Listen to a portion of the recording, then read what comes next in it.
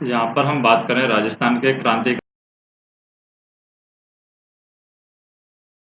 की बात करते हैं के बाद ही यहाँ अंग्रेजों को अपना में सामंतवाद के सबसे क्रूर काल में होने के बाद साथ ही उस शासन का विरोध भी यहाँ पर प्रारंभ हो गया था। और इस दौर में अनेक साम्राज्य विरोधी कविताओं का संबंध भरतपुर से है। मराठा सरदार होलकर ने यहाँ पर शरण ली थी। भरतपुर के राजा रणजीत सिंह ने अंग्रेजों से संधि के बावजूद होलकर को अंग्रेजों के हवाले करने से इनकार कर दिया। इस पर अंग्रेजों ने भरतपुर पर हमला किया है। जैसे यहाँ पर एक गीत गाया हुआ है, आछो गोरा हट जा, राज भरतपुर को रे गोरा हट जा, भरतपुर गढ़ बाको, किलो रे बाको, गोरा हट जा। यानी भरतपुर से संबंधित एक कविता है, कविराज बाकीदास की है ये कविता। और वह जोधपुर नरेश मान सिंह के राजकवि और उनके काव्य गुरु थे। और उनकी ग्रंथावली नागरी प्रचारणी सभा ने 3 खंडों में प्रकाशित हो चुकी है। इनकी लिखी और संकलित राजस्थानी में 2700 ऐतिहासिक बातें भी हैं। विभिन्न भाषाओं की जानकारी के साथ साथ इतिहास का भी इन्हें बहुत अच्छा ज्ञान था। इनका निधन हुआ है 1833 ईस्वी में। तो इनके लिए ये बताया गया है कि उतन बिला अयत किल कता कानपुर आविया, ममोई लंक मद्रास मेला, यलम धुर बहन अंग्रेज बाटन चला, भरतपुर ऊपर हुआ मेला। यानी विलायत से आकर के अंग्रेज अपने इल्म के बल पर कलकत्ता, कानपुर, मुंबई, मद्रास तक अधिकार करता चला गया। अब वह भरतपुर पर चढ़ आया है। ये सब नगर जिस देश में है उनका नाम भारत खंड है। अंग्रेजों ने जो फौज बटोरी है वह इसी देश के विभिन्न प्रदेशों के लोग से बनी हुई है। और यहाँ पर गीत गाया गया है जैसे कि सैन रिंजमट असंख्य, मल टना तणे संग, भंड तिलंग बंग किलंग, तना मिलिया, अभंग जंग भरत खंड पार का ऊसर उबे, मार का बजद्र रे दुरंग मिलिया। यानी कि ये कविराज बाकीदास हैं। इन्होंने कहा है, कविता में उल्लास का स्वर है क्योंकि अंग्रेज आक्रमणकारी विजय न हुए थे। गीत में 2 मजेदार पंक्तियां यहाँ पर कही गई हैं। थया बलहीन लश्कर फ्रंग थानरा, चीण इनानरा इलम चलिया। यानी कि फिरंगिस्तान का लश्कर बलहीन हो गया है। चीन और यूनान ने जो इल्म सीखा था वह व्यर्थ हो गया है। भारत के सामंत बिना लड़े ही अपनी भूमि शत्रु को सौंपते जाते हैं। इससे कवि बाकीदास बहुत दुखी हैं और इन सामंतों में राजस्थान के सामंत सबसे आगे हैं। आयो एक रेज मुलक रे ऊपर, ऐसा लीथा खेची उरा, धनिया मरे ने दीदी भारती, धनिया उभो गई धरा। यानी अंग्रेज मुल्क पर चढ़ गया है, उसने देश का सत खींच लिया है। अब के स्वामी के कभी प्राण रहते भी धरती उसके हाथ से यहाँ पर निकल गई है। गीत के अंत में राज्यों के नाम लेकर कवि ने उनके स्वामियों को यहाँ पर फटकारा है। तो यहाँ पर हम देखें आगे क्रांतिकारियों के बारे में और क्या बताया गया है। जैसे कि पुर जोग जोधान, पुर जोधान उदयपुर जयपुर, यह धारा खोटा परियाणा, आके गई आवसी आके, बाके आसल किया वखाना। यानी कि जोधपुर, उदयपुर, जयपुर आदि ने अपने गौरव का नाश कर लिया है। देश को गुलाम होना था और वह हो गया है। जब आजाद होना होगा तब हो जाएगा। तुम्हारे लिए अब कुछ नहीं होने का। सच्ची बात को मैंने सच्चाई के तरीके से प्रकट कर दिया है। अंग्रेजों से संधि करके गद्दी बचाए रखने वाले सामंत वास्तव में स्वाधीन नहीं है। यह तथ्य कवि बाकीदास के सामने स्पष्ट है। आगे स्थिति बदलेगी और यह आशा भी उन्हें है। और सन 1857 ईस्वी से पहले ब्रिटिश फौज के कुछ सैनिकों ने राजस्थान में विद्रोह किया और इस प्रसंग में डूग जी और जवाहर जी प्रसिद्ध हुए। उन पर यहाँ पर लोकगीत रचे गए। राजस्थान स्वतंत्रता संग्राम काव्य में दिए हुए विवरण के अनुसार 1818 ईस्वी में अंग्रेजों ने संधि की। शेखावटी क्षेत्र के लोगों ने इसका विरोध किया। विरोध के दमन के लिए अंग्रेजों ने शेखावटी ब्रिगेड संगठित किया और 1834 में डोंगजी के नेतृत्व में इस ब्रिगेड के कुछ सैनिकों ने विद्रोह कर दिया। 1838 में अंग्रेजों ने डोंगजी को पकड़ लिया और उन्हें आगरा के किले में कैद कर दिया। जवाहर जी ने अपने सहयोगियों को लेकर किले पर हमला किया और डोंगजी को यहाँ पर छुड़ा लिया। वहां से निकलकर इन्होंने नसीराबाद की छावनी पर हमला किया और अंग्रेजों का खजाना लूट लिया। इससे उनके साहस और शौर्य की गाथा सर्वत्र फैल गई। अनेक समकालीन कवियों ने उन पर अनेक कविताएं लिखी हैं। लोक में उनसे संबंधित गाथा जो छावनी के नाम से प्रसिद्ध है गाई जाने लगी। अंग्रेजों के विरुद्ध वीरतापूर्वक कार्यों से प्रेरित होकर जो लोक कविता रची गई वह इस तरह राजस्थान की जनता के नव जागरण का माध्यम बनी। जैसे हम देखें 1857 का स्वागत कवि सूर्यमल मिश्र ने किया, अथवा इसको हम कह सकते हैं सूरजमल ने किया। बीरम बरसा वीतियो गणचो चंद गुणीस बेहर तिथ गुरु जेठ बद समय पलटती शीश। तो ये महाकवि सूर्यमल मिश्रण है जिन्होंने इन पर कविताएं लिखी हैं। नेक्स्ट हम देखें हिंदुस्तान में अब कुछ परिवर्तन हो और अब उथल पुथल हो, इसी आशा आशंका से संवत 1914 में एक वर्ष तो मानो युग के पर नए साल के आरंभ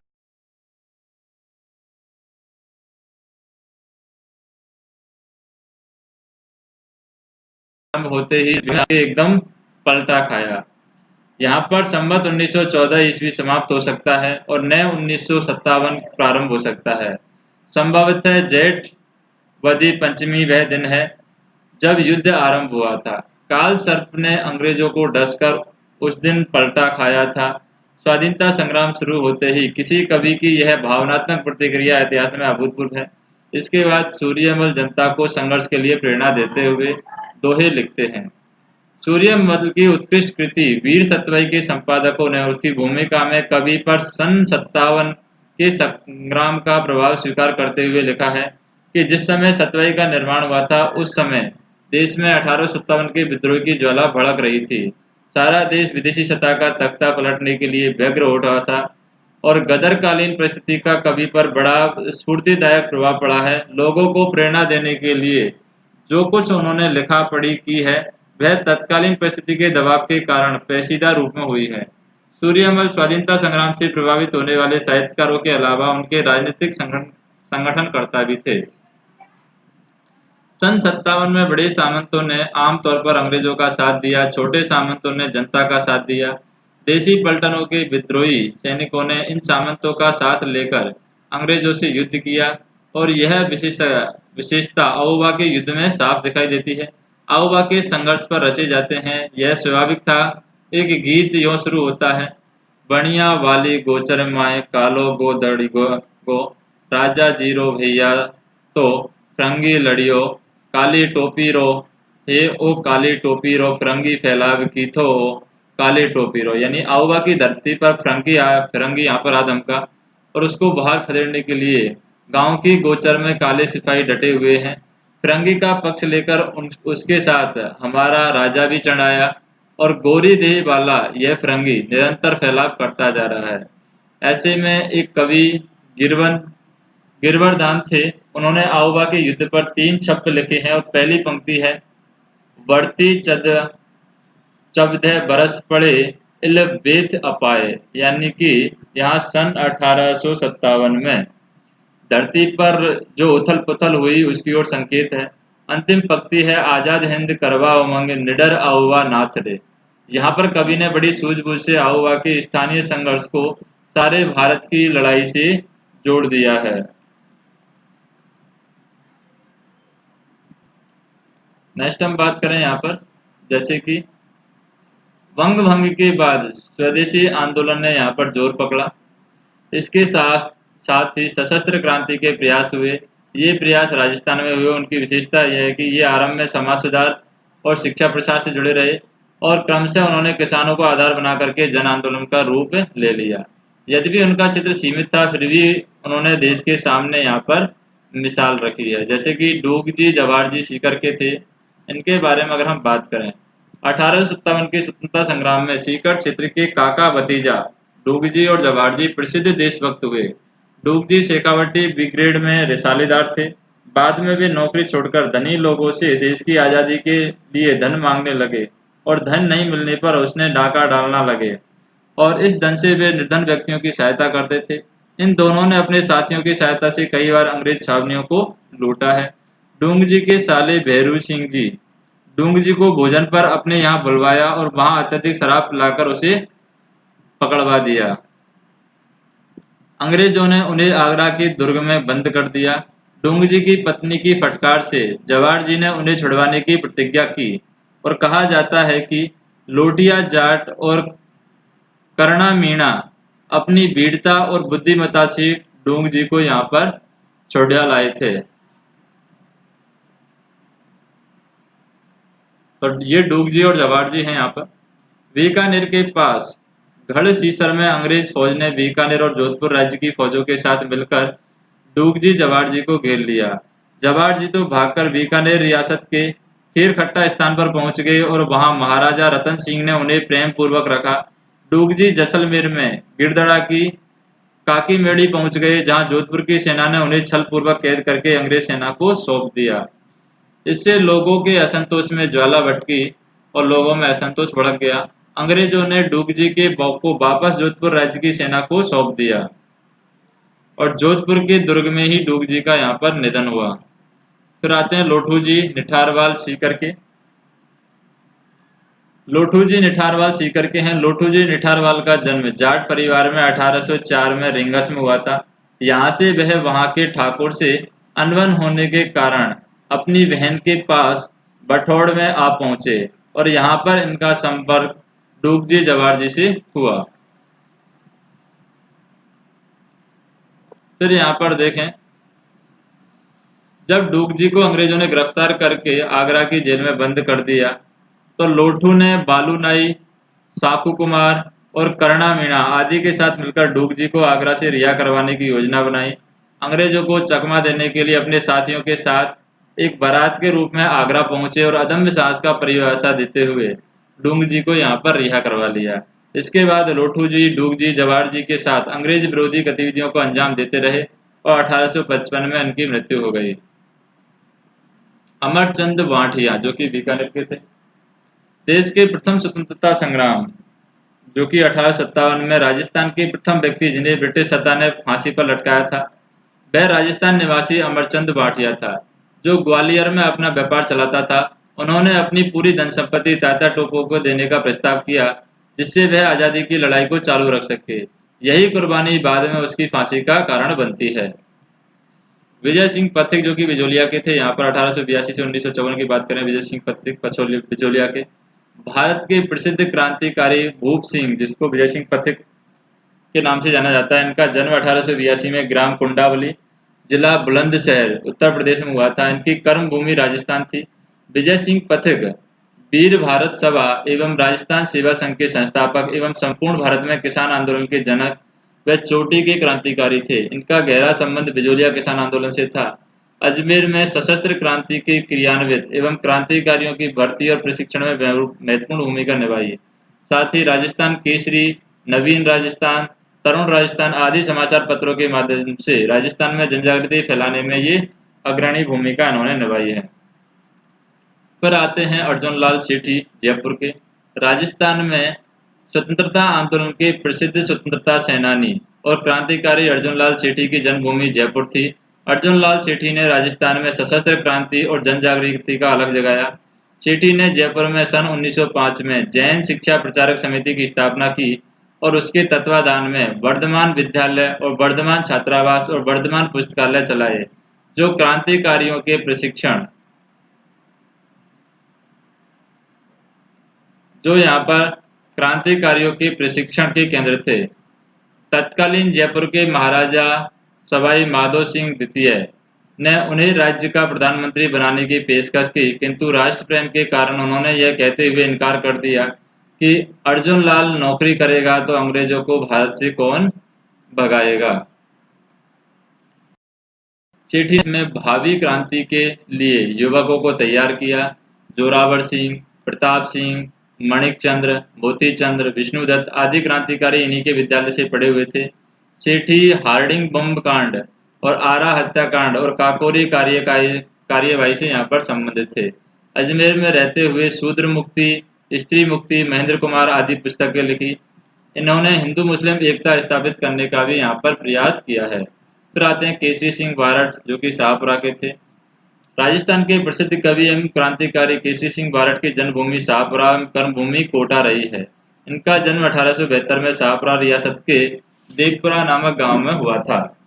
सन 1903 में वायसराय लॉर्ड कर्जन के द्वारा आहूति दिल्ली दरबार में शामिल होने से रोकने के लिए उन्होंने उदयपुर के महाराणा फतेह सिंह को संबोधित करते हुए चेतावन राज चुंगटिया नामक 13 सोरठे लिखे थे, जो उनकी अंग्रेजों के विरुद्ध भावना की स्पष्ट अभिव्यक्ति थी। ब्रिटिश सरकार की गुप्त रिपोर्टों में राजपूताना में विप्लव फैलाने के लिए केसरी सिंह बारठ एवं अर्जुन लाल सेठी को यहाँ पर खास जिम्मेदार माना गया। उन्होंने राजस्थान के सभी वर्गों को क्रांतिकारी गतिविधियों से जोड़ने के लिए 1910 में वीर भारत सभा की स्थापना की और राजस्थान में सशस्त्र क्रांति का संचालन किया। स्वतंत्रता की आग में अपने संपूर्ण परिवार को झोंक दिया। श्री बारठ ने अपने सहोदर जोरावर सिंह, पुत्र प्रताप सिंह एवं जमाता ईश्वरदान आसिया को रासबिहारी बोस के सहायक मास्टर अमीरचंद की सेवा में क्रांति का व्यवहारिक अनुभव एवं प्रशिक्षण प्राप्त करने के लिए भेज दिया।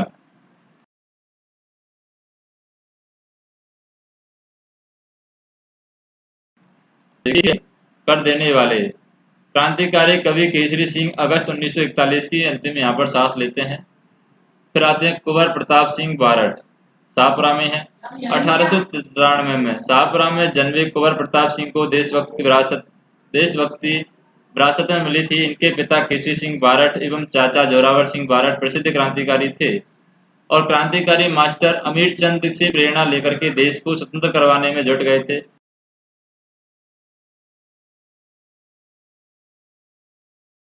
वे रासबिहारी विश्वास था।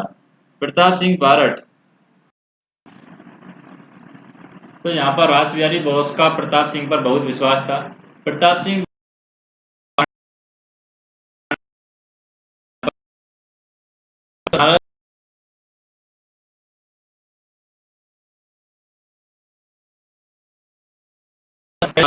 अमानवीय यातनाएं दी गई ताकि उनके सहयोगियों का नाम उसे पता किया सके, किंतु उन्होंने यहाँ पर किसी का भी नाम नहीं बताया।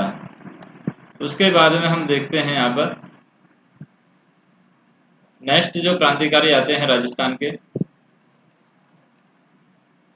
भारत सरकार के गुप्तचर निदेशक सर चार्ल्स क्लीवलैंड ने यहाँ पर प्रताप को घोर यातनाएं दी, मगर यह सब भी प्रताप को नहीं तोड़ पाए। बरेली जेल में क्लीवलैंड ने प्रताप सिंह से राज उगलवाने के लिए कहा कि तुम्हारी माँ तुम्हारे लिए बहुत रोती है। तब प्रताप ने जवाब दिया, लेकिन मैं सैकड़ों माताओं के रोने का कारण नहीं बन सकता। मेरी माँ को रोने दो, जिससे अन्य कोई न रोए। और अमानुषिक यातनाओं के कारण 1918 ईस्वी में मात्र 22 वर्ष की आयु में प्रताप सिंह शहीद हो गए और हार करके क्लीवलैंड को यह कहना पड़ा कि मैंने आज तक प्रताप जैसा युवक नहीं देखा। बाल मुकुंद बिस्सा, जो कि जोधपुर के थे, इन्होंने नागौर में चरखा संघ एवं गद्दर भंडार की स्थापना कर इसका प्रचार प्रसार किया। राजस्थान के जतिनदास बालमुकुंद बिस्सा का जन्म 1908 में डीडवाना तहसील के पीलवा गांव में साधारण परिवार में हुआ था। 1942 में जयनारायण व्यास के नेतृत्व में शुरू हुए जन आंदोलन के दौरान बिस्सा को 9 जून 1942 को भारत रक्षा कानून के अंतर्गत बंदी बनाकर के जेल में डाल दिया गया। जेल में राजनीतिक बंदियों से होने वाले दुर्व्यवहार के विरुद्ध बिस्सा ने लंबी भूख हड़ताल की और जेल में बंदियों के दमन और हड़ताल में बिस्सा बहुत कमजोर हो गए और उन पर लू का प्रकोप हो गया और 19 जून को उन्हें वार्ड से जेल अस्पताल भिजवाया गया, जहां अधिकारियों की लापरवाही के कारण उनका उसी दिन निधन हो गया। बिस्सा के निधन का समाचार समूचे नगर में बिजली की तरह फैल गया और देखते देखते अस्पताल में सामने लोगों की यहाँ पर भीड़ इकट्ठी हो गई। उस जमाने में लगभग 1 लाख लोगों ने मीलों चल करके उनकी अंत्येष्टि में यहाँ पर भाग लिया। फिर सागरमल गोपा जो कि जैसलमेर के हैं।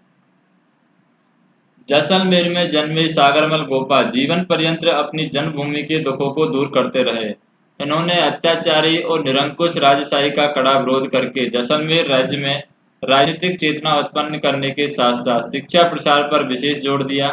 गोपा ने आजादी के दीवाने और रघुनाथ सिंह का मुकदमा एवं जैसलमेर का गुंडाराज पुस्तकें छपवा करके वितरित की, जिनसे जैसलमेर राजशाही के काले कारनामे की लंबी सूची और उनकी कटु आलोचना की बनना पड़ा। फिर यहाँ पर हम देखें, इन्होंने राजद्रोह के आरोप में 24 मई 1941 को जेल में डालकर इन पर मानवीय अमानवीय यहाँ पर अत्याचार किए गए और जेल में अप्रैल 1946 में इन पर तेल छिड़ककर आग लगाकर इन्हें अत्याचारी सत्ता से जीवित ही जला दिया गया। नाना भाई खाट यानी कि राष्ट्रपाल जो कि डूंगरपुर के थे, डूंगरपुर प्रजामंडल ने उत्तरदायी शासन की स्थापनार्थ रियासती अत्याचारों के विरुद्ध 1947 ईस्वी में आंदोलन चलाया, जिसे माणिकलाल वर्मा का निर्देशन प्राप्त था और राष्ट्रपाल कि नाना भाई खाट ने प्रतिज्ञा की कि जब तक मेरी जान रहेगी तब तक मैं अपने गांव राष्ट्रपाल की पाठशाला बंद नहीं होने दूंगा। इस निर्णय की जानकारी जब जागीरदार ने रियासत को दी तो पुलिस सुपरिटेंडेंट और जिला मजिस्ट्रेट पाठशाला को जबरन बंद करने 18 जून 1947 को दलबल सहित ग्राम राष्ट्रपाल पहुंच गए। नाना भाई खाट ने उत्तर दिया कि प्रजामंडल के आदेश से ही पाठशाला बंद की जा सकती है। मजिस्ट्रेट ने कहा कि मैं महारावल का आदेश लेकर आया हूँ। नाना भाई ने महारावल का आदेश मानने से इनकार कर दिया। तब डंडे और बंदूक के कुंदों से पाठशाला के आंगन में ही नाना भाई खाट की निर्मम हत्या कर दी गई और बंदूक के प्रहारों और आघातों ने से वे इतने घायल हो गए कि चिर निद्रा में ही यहाँ पर सो गए। सरदार हरलाल सिंह झुंझुनू के थे, इनकी बात करें। सरदार हरलाल सिंह का जन्म झुंझुनू जिले के हनुमानपुरा गांव में 1901 में हुआ था।